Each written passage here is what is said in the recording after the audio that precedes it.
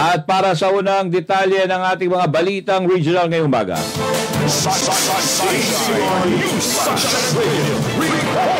Congressman Lani Revilla, inilatag isinusulong na batas ang asawang si Senator Bong Revilla sa ginanap na LNB Pangasinan Congress 2024. Ang detalye ng balitang yan mula kay kapartner Lerna Hernandez. Kapartner. Yes, kapartner, nilatag ni Congresswoman Lani Mercado Revilla na may bahay at proxy ni Senator Bong Revilla Jr.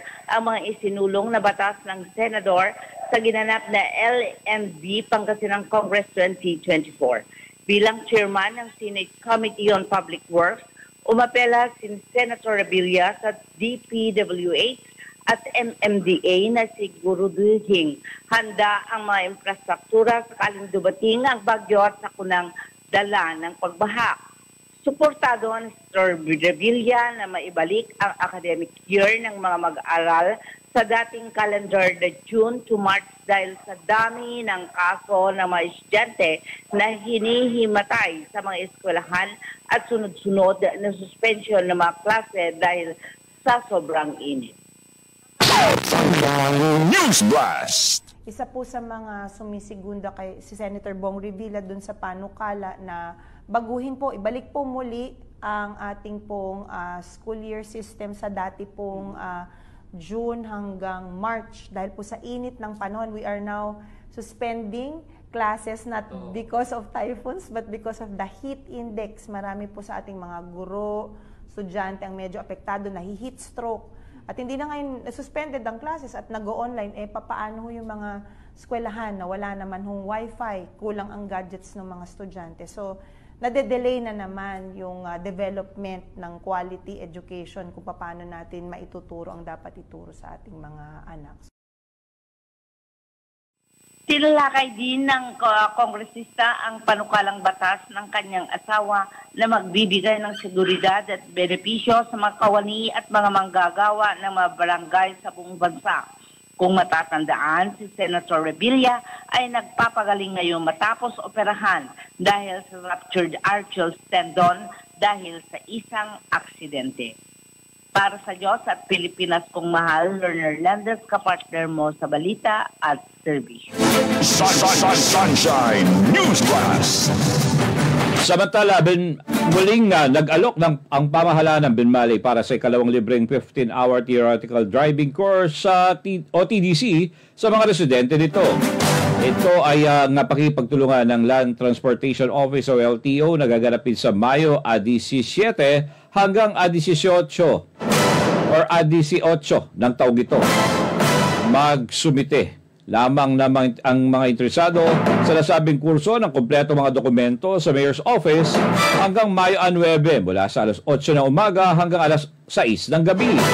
Kabilang naman sa requirements sa pag-apply ng ang PSA, NSO Authenticated Birth Certificate, Barangay Certificate of Indigency, Valid Identification Card, PSA or NSO Authenticated Marriage Contract, if married, at first come first serve basis ang pag-apply at meron lamang itong 1,500 slots.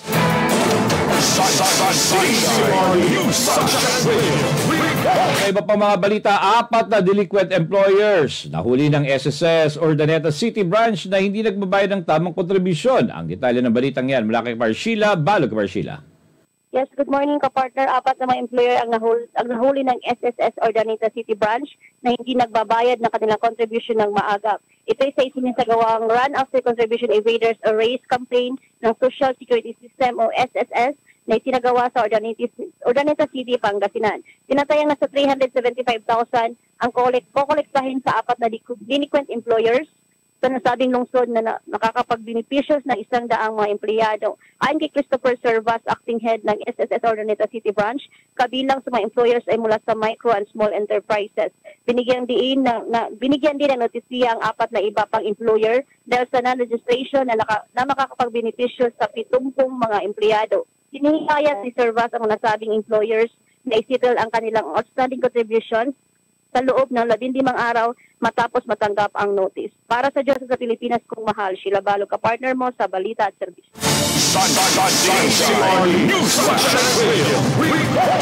Dagdag pang balita, At dalawang brand new heavy equipments ipinagmalaki ni Urdaneta Mayor Julio Paraino III. Ang detalye ng balitang yan sa pagbabalik ni Kapartner Lorna Hernandez. Lorna.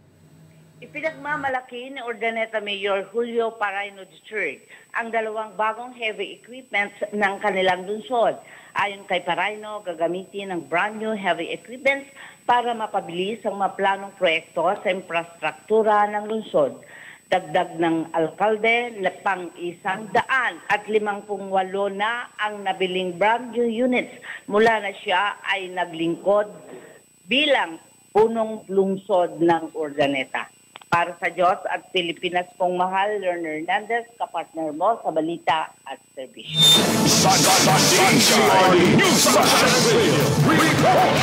Samantala, 10 MSMEs ng Pangasinan lalahok sa darating na International Food Exhibition Philippines 2024 sa Pasay.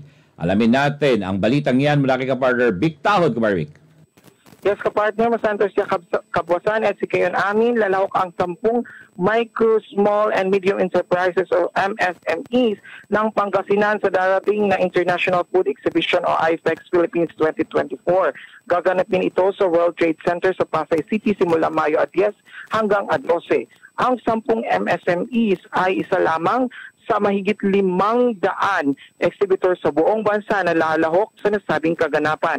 Kabilang sa iso-showcase na mga ito ang produktong Pangasinan ay ang Carabao Dairy at Meat Products, bagoong, processed hito, bangus at marami pang iba.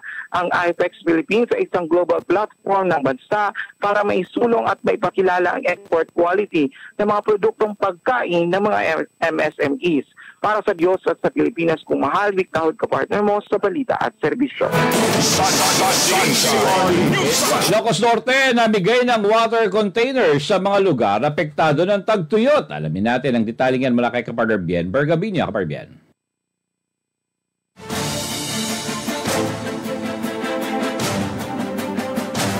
Sunshine. Samantala, matapos ang 5 buwan sa wakas, matatanggap na ng mga empleyado ng Dagupan City LGU ang Christmas bonuses ayon kay Mayor Belente Fernandez. Ito ay matapos sa isinagawang sesyon sa Sangguniang Panlunsod para sa pag-aproba ng supplemental budget na naglalaman ng mga proyekto at programang makakatulong sa mga Dagupenyo. Kabilang sa Christmas bonus o Service Recognition Incentive or SRI ang 20,000 para sa mga regular employees at gratuity pay na 5,000 para sa lahat ng mga job order employees. Samantala, binasura naman ng Majority 7 ang supplemental budget para sa daycare building sa Salapingao, garbage truck at backhoe, gamit pang kalabidad, air condition units para Super Family Health Center, budget para sa mga gagawing kalsada ng mga barangays, medical equipment at para sa mga PWDs at iba pa.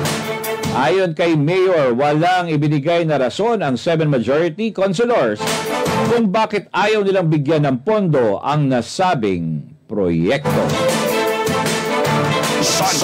Sunshine.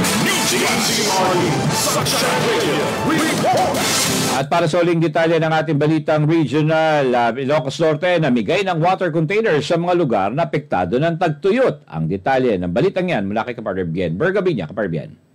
Namigay ng provincial government ng Ilocos Norte ng water containers sa mga lugar na apektado ng tagtuyot dulot ng El Nino. Ito'y upang mahikayat ang mga residente na magtipid ng tubig. Umabot sa 400 drums at timba ang naibigay ng mga residente ng bayan ng Solsona at Dingras na kapwa inilagay sa state of calamity dahil sa matagal na tagtuyot.